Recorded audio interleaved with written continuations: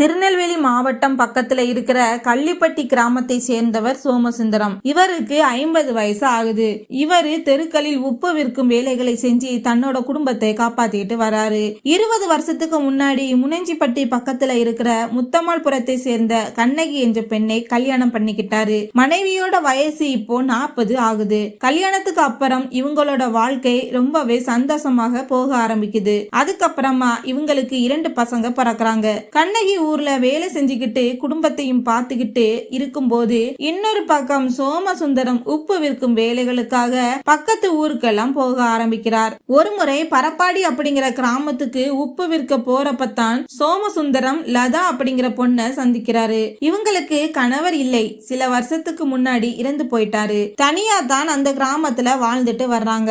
சோமசுந்தரம் உப்பு விற்க போன வீட்டுக்கு பக்கத்துல தான் இவங்களோட வீடு இருந்திருக்கு. முதல்ல சும்மா பார்த்து பேசின சோமசுந்தரம் லதா பத்தி எல்லாத்தையும் தெரிஞ்சுக்கிறாரு. அதுக்கப்புறமா வேலை விஷயமா அந்த ஊருக்கு போனா இவங்கள பார்க்காம அவர் வரமாட்டாரு. கணவரை இழந்த லதாவுக்கும் சோமசுந்தரம் மேல ஒரு காதல் வருது. நம்மளும் எவ்வளவு நாள் தான் தனியா இருக்கிறது அப்படின்னு நினைச்சு இவங்க சோமசுந்தரம் கிட்ட ரொம்ப அதிகமாக பேச ஆரம்பிச்சாங்க. சோமசுந்தரத்திற்கும் லதாவோட பேச ரொம்பவே பிடிச்சிருக்கு. அதனால் இருவரும் நெருங்கி பழக ஆரம்பிச்சிட்டாங்க. 2 பேரும் இப்போ போன்ல பேச ஆரம்பிச்சிருக்காங்க. அதுக்கப்புறமா லதாவோட வீட்டுக்கு மனைவிக்கு தெரியாம சோமசுந்தரம் போக ஆரம்பிக்கிறார். அடிக்கடி தன்னோட மனைவி கிட்ட வெளியூர்ல வேலை இருக்கு அது இதுன்னு எதையாவது ஒரு காரணத்தை சொல்லிட்டு நைட் டைம்ல கூட லதா கூட அவங்க வீட்டுல தங்கவும் ஆரம்பிச்சிருக்கிறாரு. ஆரம்பத்துல கண்ணகி தன்னோட கணவர் வேலைக்காகத்தான் போறாரு அப்படின்னு நினைச்சு குழந்தைகளை பார்த்துட்டு அவங்க ஊர்ல இருந்திருக்கிறாங்க. ஆனா கணவர் வேலை இருக்கிறதா சொல்லிட்டு வெளியூர் போனாலுமே எப்பவும் போல எவ்வளவு காசு வீட்டுக்கு கொடுக்கிறாரோ அதே அளவுக்கு வருமானம் மட்டும்தான் வருது. அடிக்கடி அவர் வெளியூர் வேலைக்கு போனாலுமே வரக்கூடிய வருமானம் அதிகமா தானே வரணும். அதை பத்தி இவங்க கேட்டதுக்கு அவரு ஏதாவது ஒரு சில காரணங்களை சொல்லி தொடர்ந்து சமாளிச்சுக்கிட்டே இருந்திருக்கிறாரு. தன்னோட கணவர்கிட்ட கண்ணகி நிறைய மாற்றங்களை பார்க்கிறா. அடிக்கடி அவருக்கு போன் வருது. போன் வந்ததுக்கு அப்புறமா தனியா போய் பேசுறாரு.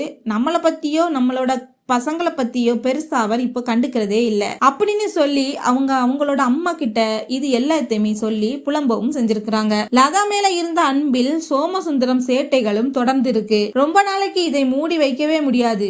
பல நாள் திருடன் ஒரு நாள் அகப்படுவான். அதே மாதிரி தான் சோமசுந்தரம் லதா வீட்டுக்கு அடிக்கடி போறது கண்ணகிக்கு தெரிய வருது. கண்ணகிக்கு தெரிஞ்சவங்க உன்னோட கணவர் அடிக்கடி இங்க ஒரு பொண்ணு வீட்டுல தங்கி அவ கூட குடும்பம் நடத்துறாரு அப்படின்னு சொன்னதை கேட்ட கண்ணகிக்கு ஒரு நிமிஷம் அதை நம்பவே முடியல. நம்மளோட கணவர் இந்த மாதிரி நமக்கு துரோகம் செஞ்சிருக்க மாட்டாரு அப்படின்னு தான் முதலில் நினைக்கிறாள். இது உண்மையான தெரிஞ்சுக்கணும் அப்படின்னு சொல்லிட்டு கணவர்கிட்ட இந்த விஷயத்தை பத்தி எதையுமே அவ காட்டிக்கவே இல்ல.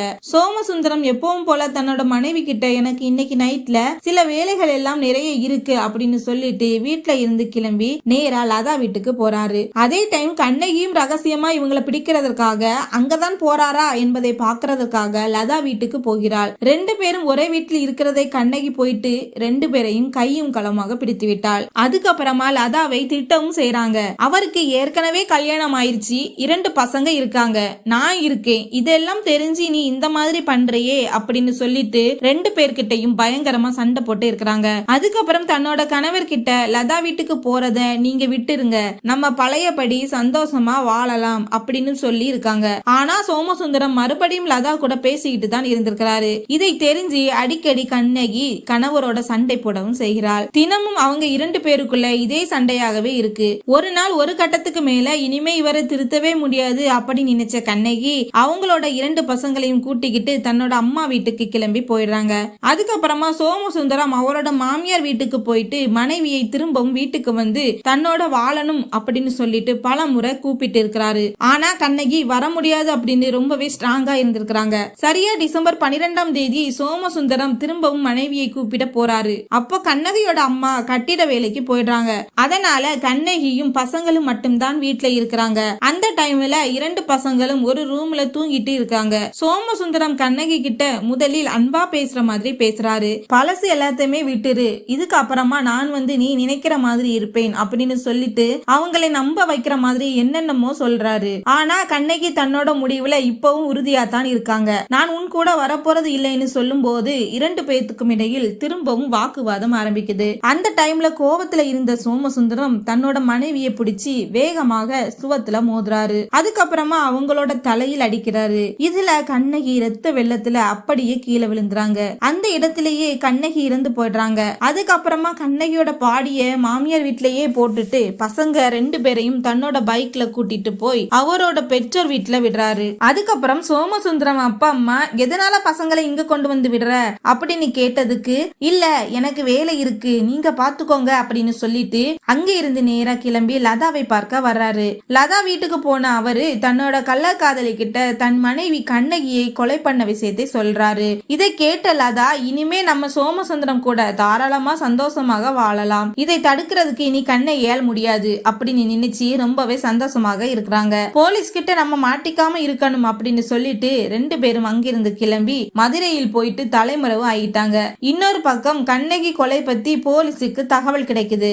அவங்களும் அந்த இடத்துல பாடிய கைப்பற்றி விசாரணையை தொடங்குறாங்க. கண்ணகியோட அம்மா அப்பா அதே மாதிரி அங்க சுத்தி இருக்கிறவங்க எல்லார்கிட்டையும் விசாரிக்கும் போது கண்ணகியோட பசங்களும் ஒரு முக்கியமான ஸ்டேட்மெண்ட் கொடுக்கறாங்க. அப்பா தான் திரும்பவும் வீட்டுக்கு வந்தாரு, அவங்க ரெண்டு பேருக்கும் இடையில் ஏதோ சண்டை வந்திருக்கு, அப்பா தான் அம்மாவை கொலை பண்ணிட்டு எங்களை கொண்டு போய் பாட்டி வீட்டுல விட்டுட்டாரு அப்படின்னு சொல்லிட்டு அந்த ரெண்டு பசங்களுமே ஸ்டேட்மெண்ட் கொடுக்கறாங்க. பசங்களோட ஸ்டேட்மெண்ட் போலீஸுக்கு ரொம்ப ஸ்ட்ராங்கா கிடைக்கவும் இந்த கொலையை பண்ணது சோமசுந்தரம் தான் அப்படிங்கிறது கன்ஃபார்ம் ஆயிடுச்சு. அதுக்கப்புறமா சோமசுந்தரத்தை தேடுறதுக்கு தனிப்படை அமைச்சு அவரையும் தேடுறாங்க. சொந்தக்காரங்க கொடுத்த தகவல் படி சோமசுந்தரம் மதுரையில் இருக்கிறது தெரிய வருது. அவரையும் லதாவையும் அங்கேயே போயிட்டு போலீஸ் அரெஸ்ட் பண்றாங்க.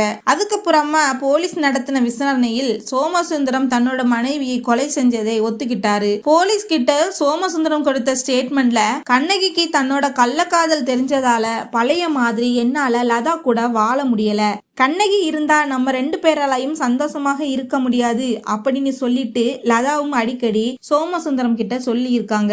அதனால நம்ம லதா கூட சந்தோஷமாக வாழணும் அப்படின்னு நினைச்ச சோமசுந்தரம் கண்ணகியை கொலை பண்ணிட்டேன் அப்படின்னு சொல்லிட்டு அவரோட ஸ்டேட்மெண்ட்ல சொல்லி இருக்கிறாரு. கண்ணகியோட கொலையில் மறைமுகமா லதாவுக்கும் சம்பந்தம் இருக்கிறதுனால ரெண்டு பேரையும் அரெஸ்ட் பண்ணி போலீஸ் சிறையில் அடைக்கிறாங்க.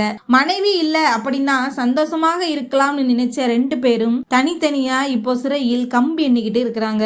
இவங்களோட கள்ளக்காதல் அநியாயமா கண்ணகியோட உயிர் போனது மட்டும் இல்லாம இரண்டு பசங்களோட வாழ்க்கையும் இப்போ கேள்விக்குறியா இருக்கு. சேர்ந்து வாழ பிடிக்கல அப்படின்னா கண்ணகிக்கு இவர் விவாகரத்து கொடுத்துட்டு போயிருக்கலாம். அப்படி செஞ்சிருந்தா இரண்டு பசங்களுக்கும் அம்மா கடைசி வரைக்கும் இருந்திருப்பாங்க. ஆனா அவரு அந்த இடத்துல அதை செய்யவே இல்லை. தன்னோட மனைவி பத்தி தான் நினைக்கல, அப்படின்னாலும் தன்னோட குழந்தைகளை பத்தி நினைச்சிருந்திருக்கலாம். சிலர் வாழ்க்கையில் பேராசையே அழிவிற்கு காரணமாக அமைந்து விடுகிறது. இந்த கதை பிடித்திருந்தால் சேனலை சப்ஸ்கிரைப் செய்யுங்கள், வீடியோவிற்கு ஒரு லைக் செய்யுங்கள். மீண்டும் ஒரு சுவாரஸ்யமான கதையுடன் உங்களை சந்திக்கிறேன். நன்றி.